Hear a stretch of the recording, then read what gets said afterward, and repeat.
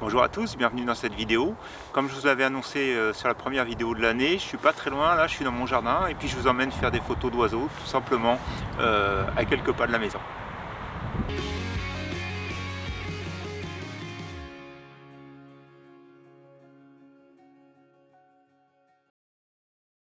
Donc photographier les oiseaux dans le jardin, c'est pas si compliqué que ça, on va voir ça tous ensemble. Ça passe par quelques étapes et puis il n'y a pas forcément besoin de beaucoup de matériel pour arriver à faire des bons clichés. Donc la première des choses à faire, c'est bien sûr d'installer des mangeoires dans son jardin. C'est l'hiver, ils ont besoin de se nourrir et donc avec les mangeoires, vous êtes à peu près sûr qu'ils vont venir et donc ils vont se nourrir sur les mangeoires. Alors faire une photo d'oiseau sur la mangeoire, c'est pas génial, mais ce qu'il faut bien savoir, c'est qu'en général, les oiseaux, avant d'aller directement sur la mangeoire, se posent sur quelques branches un peu avant et puis ensuite vont dans la mangeoire, prennent les graines, surtout pour les mésanges, et puis ressortent aussitôt. Donc ce qu'il faut repérer, c'est à peu près où ils se posent et puis finalement attendre à cet endroit-là et puis mettre la mise au point de son appareil sur cet endroit-là et puis voilà, on déclenche juste avant qu'ils arrivent dans la mangeoire. Ce qui est aussi intéressant, c'est de créer un environnement qui est propice aussi à tous les animaux. Donc ici dans mon jardin, donc en plus des mangeoires, donc j'ai installé un chalet à insectes.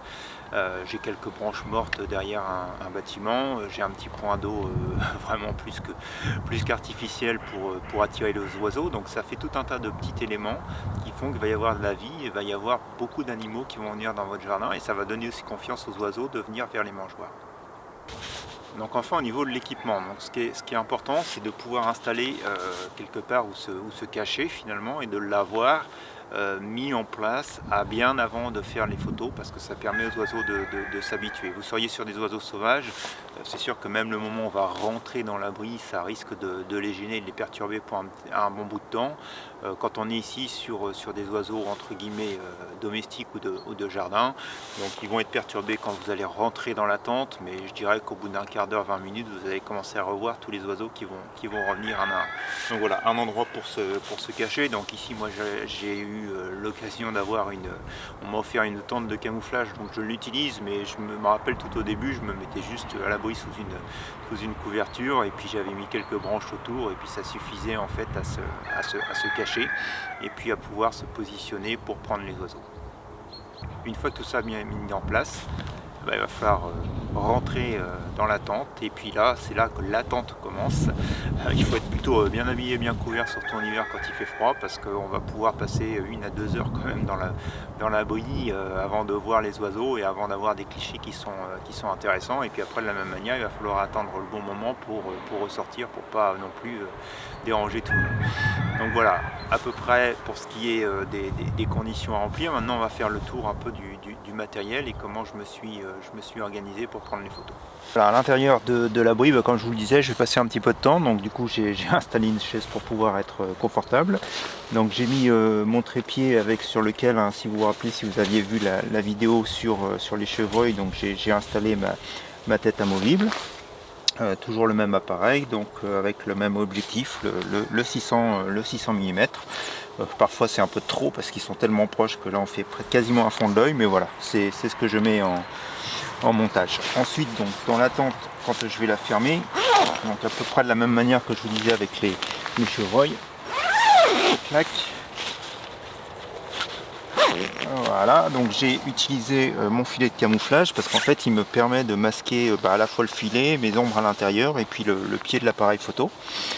Je les ai tout simplement attachés avec des épingles, des genres de pinces que vous trouvez dans n'importe quel magasin de bricolage. Et puis voilà, une fois que je suis enfermé là-dedans, donc disons qu'il n'y a pas beaucoup de chances que les oiseaux me voient.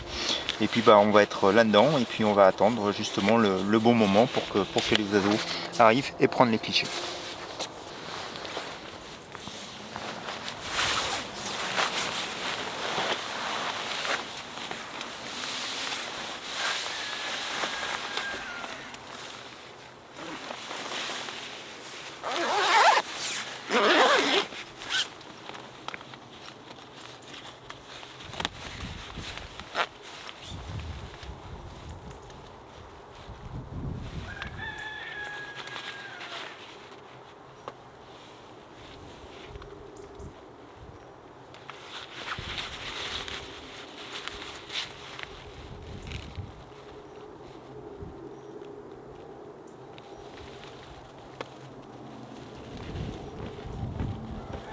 The birds fly south as the light leaves your eyes. Hold on to your dream. Oh, I know you wanna scream. Since the day you're born, you're just a flower on your own, waiting for the sun to blossom, hoping to break through the storm.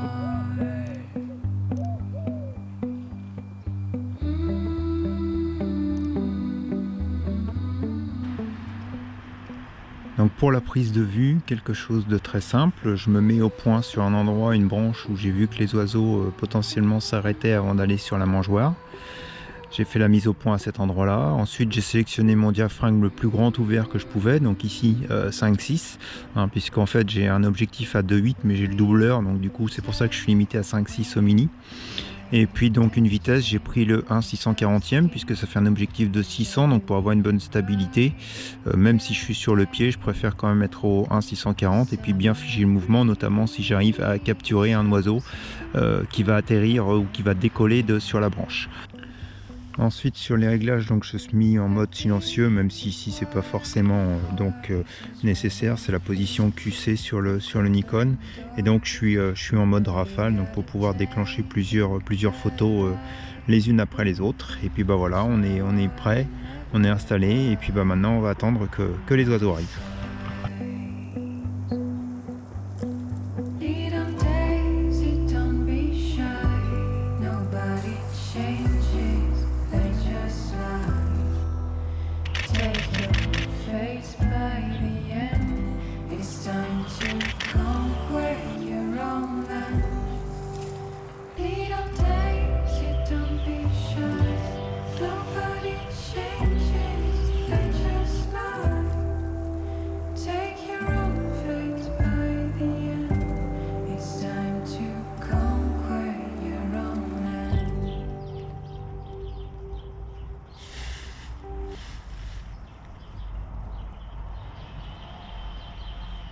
Ça fait à peu près 1 heure que je suis installé.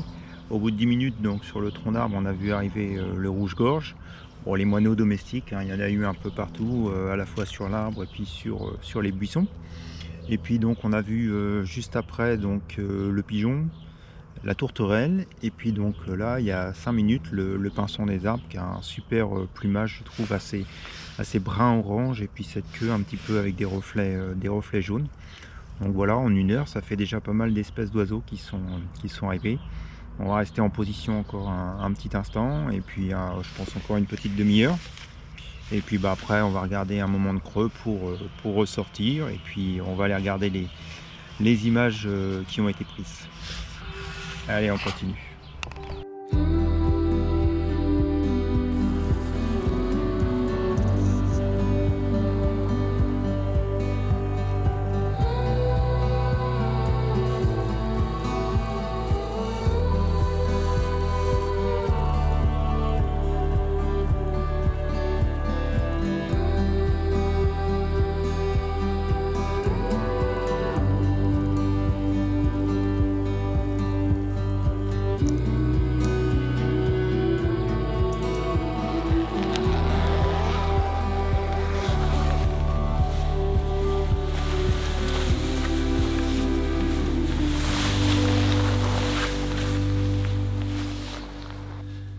Alors lorsqu'on fait de la photo animalière, je pense que le plus difficile commence maintenant. C'est pas de faire les photos des animaux, mais c'est de trier les photos qu'on a pris pendant cette session.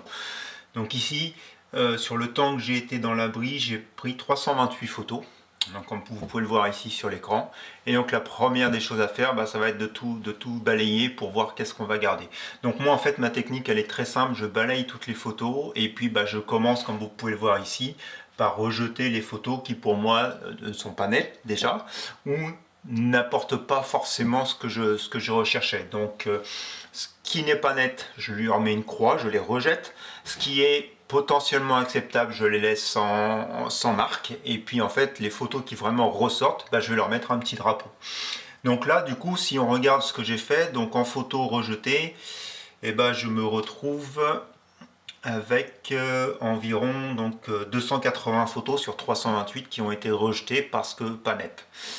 Ensuite, non marquées, je me suis retrouvé avec une douzaine de photos. Je ne savais pas trop bien où les classer. Et puis finalement, les photos que j'ai gardées, j'en ai gardé 36. Donc après, le process, ça va être d'aller avec ces 36 photos et puis donc de regarder qu'est-ce qui peut être fait. Donc là, comme vous voyez, il y a des photos qui sont intéressantes par la posture du rouge-gorge ici. Donc la photo brute, c'est celle-ci. Donc du coup, j'ai gardé ce genre de photo. Le rouge-gorge est un oiseau assez commun. Maintenant, sa posture est intéressante. Ce que je recherche aussi, c'est quand on peut avoir le contact avec les deux yeux. Donc là, malheureusement, sur ce type de photo, c'est pas le cas. Mais il y a d'autres photos, donc plus vers la fin, du fameux pinson qui était au sol. Donc où là, on commence à avoir quelques clichés, ou du moins, on commence un peu plus. Alors, il faut que je le retrouve. Voilà, c'est par ici où on commence à avoir des photos avec les deux yeux. Donc là, c'est un petit peu plus intéressant. On n'arrive plus à voir le contact, bien qu'ici, vous voyez, il est un petit peu trop sur le côté. Donc finalement, voilà, je crois que j'ai pas vraiment de contact, d'ailleurs, vraiment, véritablement deux yeux sur celui-ci. Mais en tout cas, voilà, c'est ce que je vais rechercher. Et puis bien sûr, ce que je recherche, c'est vraiment d'avoir une parfaite netteté au niveau de l'œil. Et puis sur les photos aussi, c'est les couleurs. Donc celle-ci du pinson, d'ailleurs, je crois que je l'ai retravaillé un peu plus tard. Ensuite, ce qui m'intéresse vraiment sur les oiseaux, c'est de pouvoir prendre des photos des oiseaux en plein vol. Donc il y avait cette photo où là, malheureusement, l'oiseau est un petit peu proche de la mangeoire. Il n'y a pas vraiment de branche dans le coin, donc ça donne pas vraiment grand chose, même si je supprimais la mangeoire. En revanche, celui-ci donc est relativement intéressant. J'étais dans des conditions à 4000 ISO, j'étais aux alentours du 1/1600 de seconde. Donc au niveau de la vitesse, ça a permis de figer l'oiseau et de laisser un flou dans les ailes. Et puis donc après, en post-traitement, ce que je vais m'intéresser à faire, c'est retirer tout le flou qui est autour de l'oiseau pour vraiment attirer l'œil uniquement sur l'oiseau et faire disparaître quelque part l'arrière-plan derrière l'oiseau. Ensuite, donc il y avait la tourterelle. Donc la tourterelle sur la branche, et puis voilà, pof, au moment de l'envol. Donc au moment de l'envol, malheureusement j'ai quelques branches, mais c'est vraiment ce genre de cliché que je recherche parce que ça donne un certain dynamisme sur l'oiseau, et puis c'est quelque chose de pas très courant, donc c'est vraiment intéressant, et c'est vraiment ce genre de cliché ensuite que je recherche après avoir vu des photos d'oiseaux, on va dire, en position beaucoup plus statique. Donc voilà, maintenant j'ai sélectionné quelques photos, je vous invite à les regarder avec moi, d'abord les fichiers en RAW, puis les fichiers traités. En avant pour les images. The birds fly south as the light leaves your eyes. Hold on to your dream. Oh, I know you wanna scream. Since the day you're born, you're just a flower on your own, waiting for the sun to blossom, hoping to break through the storm.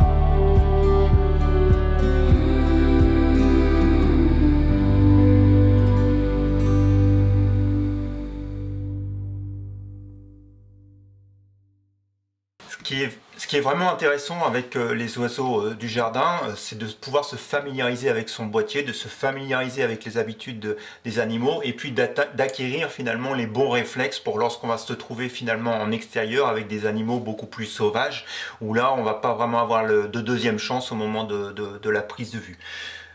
Vous avez vu, j'ai pas mal d'équipements, mais en fait, il n'y a pas vraiment besoin de ça. Comme je vous le disais, une bonne couverture, se rapprocher un peu plus de la mangeoire si on n'a pas une grande distance focale. Les animaux sont quand même pas très craintifs, il suffit d'être patient, de ne pas trop bouger, et puis au bout d'un moment, ils vont venir à la mangeoire et vous allez pouvoir faire des clichés qui sont intéressants. J'espère que cette vidéo vous aura plu. Je vous remercie de m'avoir suivi jusqu'au bout. Comme d'habitude, n'hésitez pas à laisser des commentaires, n'hésitez pas à partager la vidéo, n'hésitez pas à la liker. Et puis, je vais vous souhaiter à tous un bon dimanche, une bonne semaine, et puis, suivant la formule consacrée, à la semaine prochaine pour de nouvelles expériences photographiques. Bonne semaine, à bientôt, au revoir.